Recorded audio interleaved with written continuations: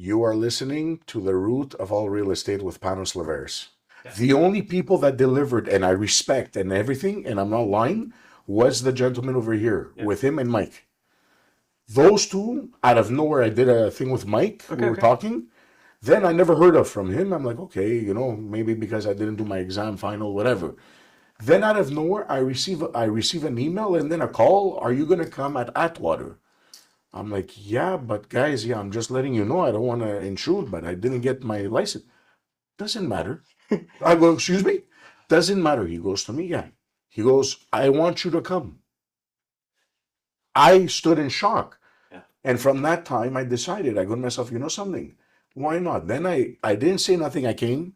It was really nice, and listening to others, brokers that were there. Yeah. And I'm not lying. But you know who touched me the most? Who's that? And I forgot his name. It was the husband and wife that was there. The husband and wife. An older woman and an older man. It was a husband and wife. Serge Gabriel? Yeah. And Manon Sénéchal.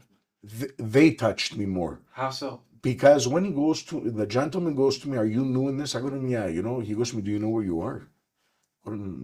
Yeah. No. He goes to me, what? Tu sais-tu où es-tu? I go, ben oui, I go, No. He goes to me, he sees, and he tells me it's elite. It was the fact of saying the word elite that it rang to me, and I go, he's trying to tell me, look where you are, because you're with amongst the elite. And I'm saying it. And that's when I said, and I took a breather. And in 1 minute, I'm not joking, I stood on the other side of the corner, sitting down by myself, and I was thinking, I'm like, where the hell I have been? And where the hell am I going to go? I go. I do my cross, I go. And that's how he woke me up. That if I'm amongst here, there's a reason why. You get what I'm trying to say. Yeah. And from that day, never said nothing. Even the other real estate guys, they call me, oh, hi, how are you? Yeah. Good. Did you do your license? No. They're like, what do you mean I failed? I'm not telling you nothing. I'm like, you know what I said? The hell with all of yous. Exactly my words. The hell with all of yous. I go, you all promised me left, right, this, that, don't worry. Even if you don't get your license, come, you'll work for me under my ring. Nobody called me. But they know how to call me and ask me, do you have somebody for me? Because last year when I called, and I'm not joking, I had 24 people to sell businesses and all of that. And I started saying, call him, call him, call him, call him. And that's when I sat down to myself, because my daughter, there was a story with this with my daughter. And to give you an example, that's when I sat down and I go, and a friend of mine shows it to me and goes to me, look how much people you gave out to everybody. And according to the commission, this is how much you would have done. I go, you're fucking right. And he goes to me, you know the game.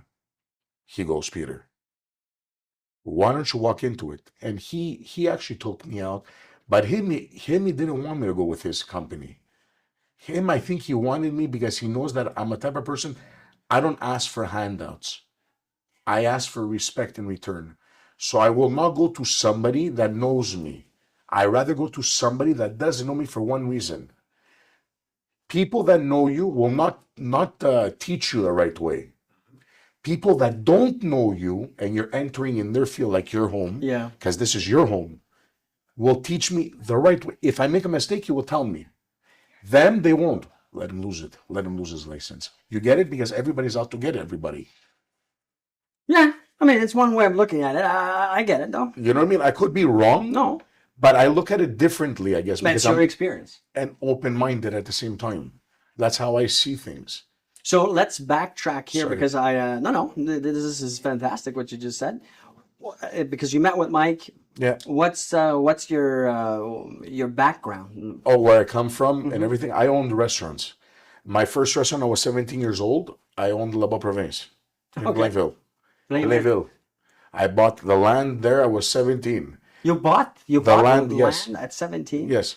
Well, where's that come from? I mean, at 17, I was listening to Metallica. And my background, where it comes from, is that my family was very business-oriented.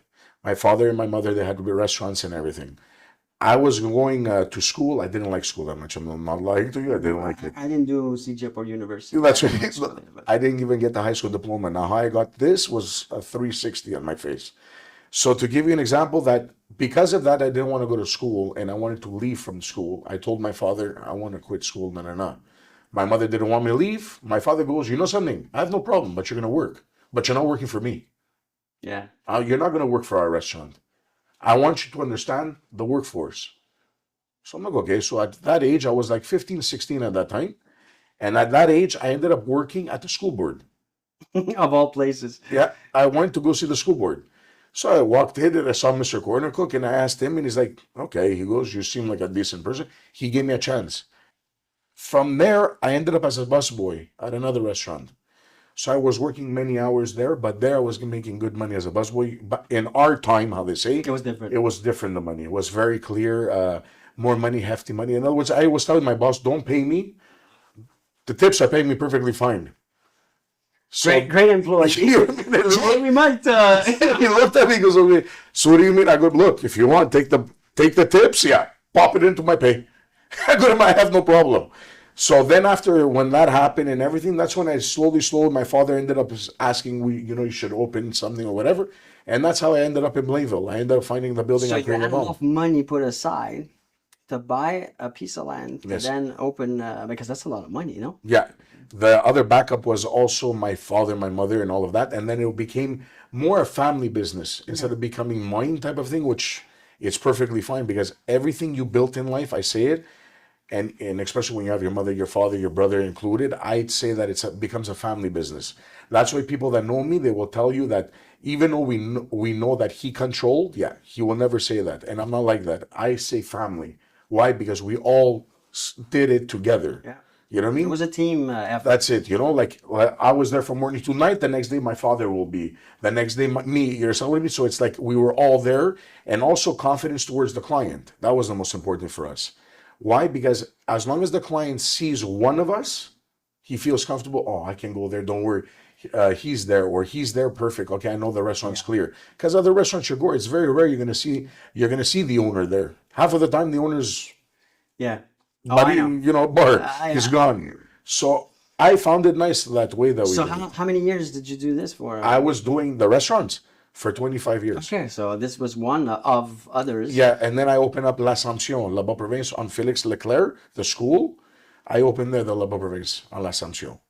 It was me and my mother, and then I brought my father and my brother. I didn't want to bring them because they were perfectly fine. Those are franchises, no?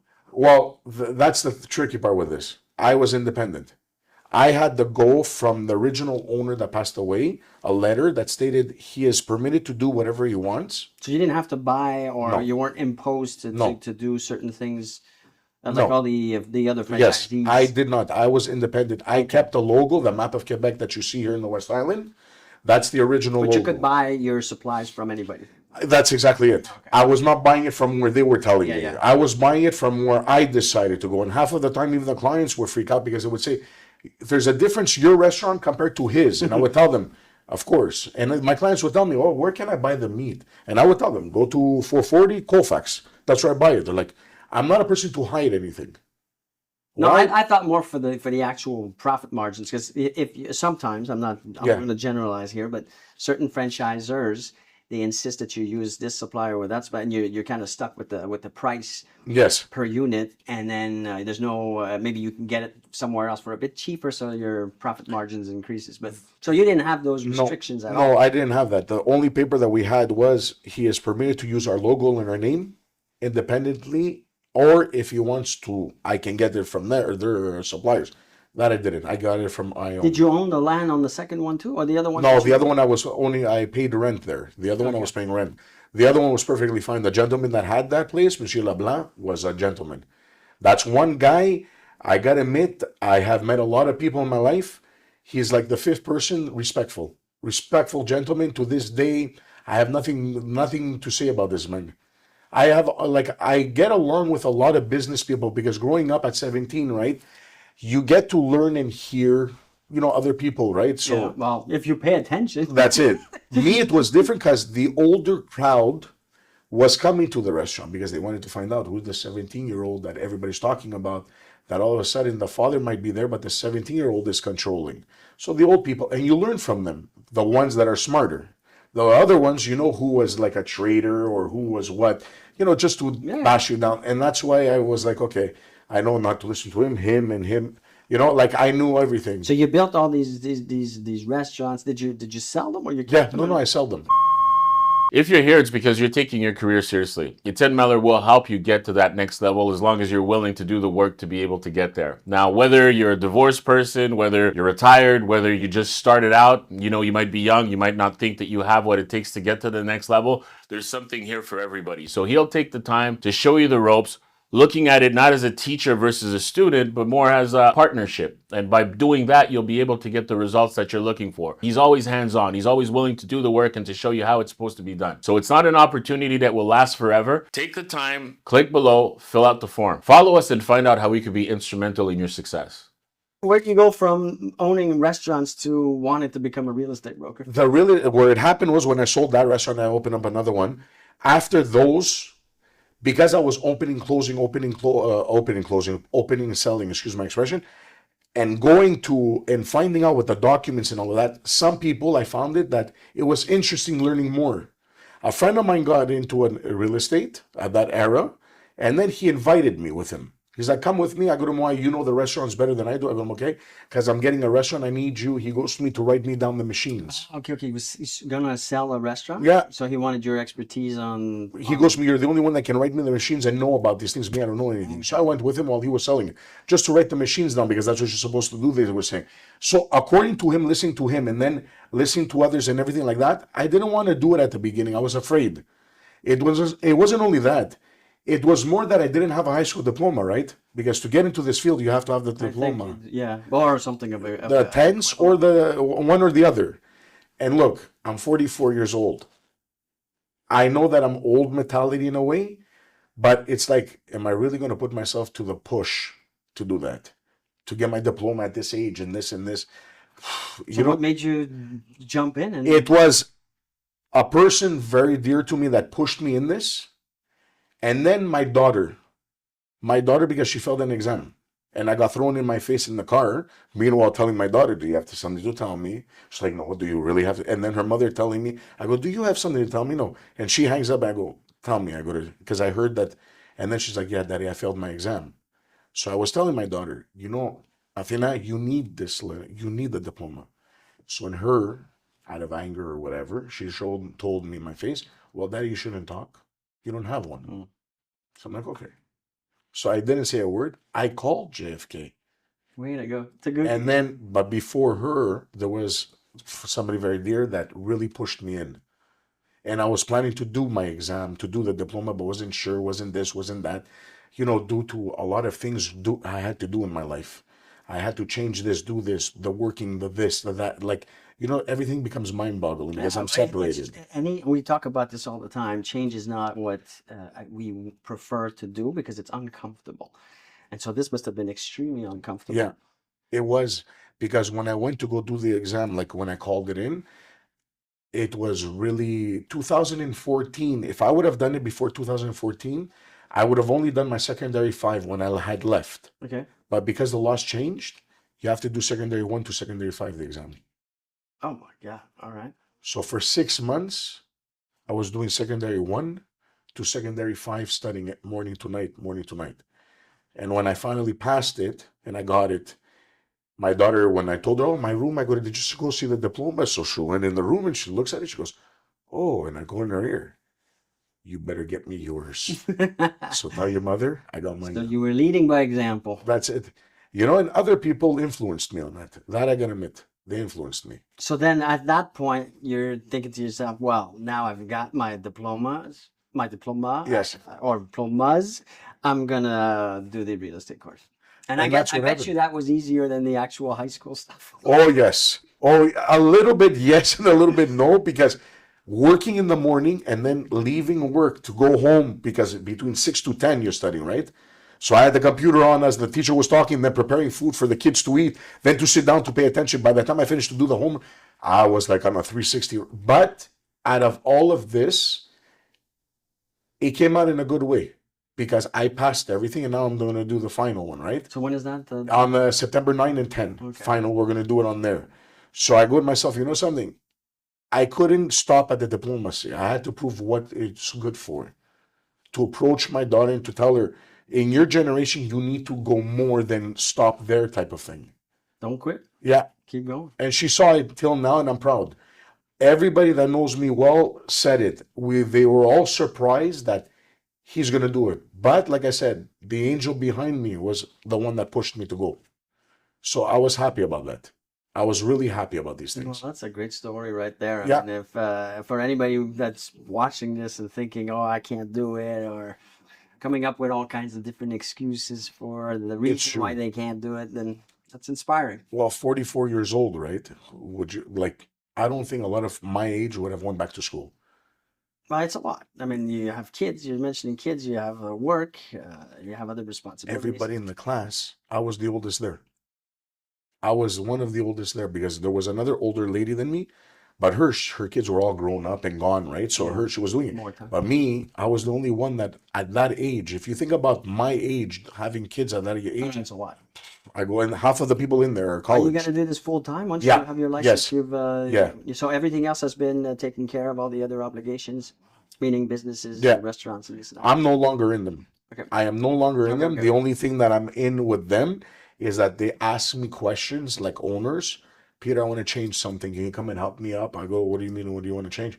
Oh, I want to add a dish or I want to change up a concept. They ask my help because they're always comfortable with me and I'm comfortable with them. And you have the experience, of course. Because I was the reason why, and I'm saying this and it's true, I'm the reason why all the LaBeouf races went under renovation.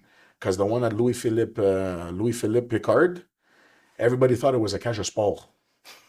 I'm not joking. If you look at it, you're going to be like, everybody, when I first opened, everybody walked in, they're like, on est-tu à la belle province ici au cage au sport? Là? But don't they in the franchise agreement mention these things No. that you can't do this, you can't do No. that, and it's not that strict. No, I guess because it depends. I had the lenience.